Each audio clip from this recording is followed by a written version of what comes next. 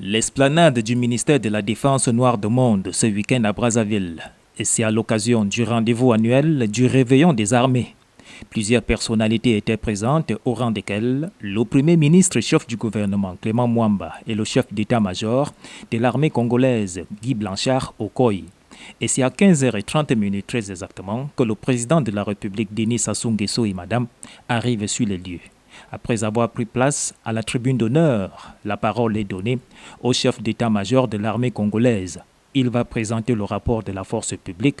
Il en ressort grosso modo que la crise financière n'a pas émoussé la détermination de la force publique à accomplir pleinement sa mission. Différents engagements opérationnels ont été conduits concomitamment avec toutes les autres activités organiques qui ont là aussi mobilisé nos énergies. Ces activités ont bénéficié, en exécution des accords et conventions, des apports de nos partenaires extérieurs dans le cadre de la coopération militaire et de défense.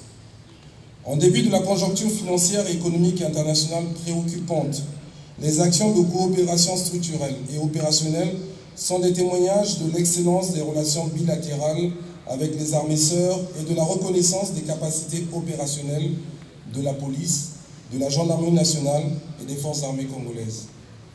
Le chef suprême des armées, de son côté, a donné les différentes orientations aux éléments de la force publique pour l'armée 2017. Nous avons constaté, et le chef d'état-major général vient de le dire, que lors de l'accomplissement de toutes ces missions à l'intérieur du pays, elle ne s'est jamais départie de cet état d'esprit qui consiste partout à préserver les intérêts du peuple. Nous pouvons donc nous féliciter de cette situation et demander à la force publique de continuer à accomplir ces missions dans le même esprit, les mêmes missions qu'en 2016, parce que cet effort d'organisation, de discipline doit se poursuivre.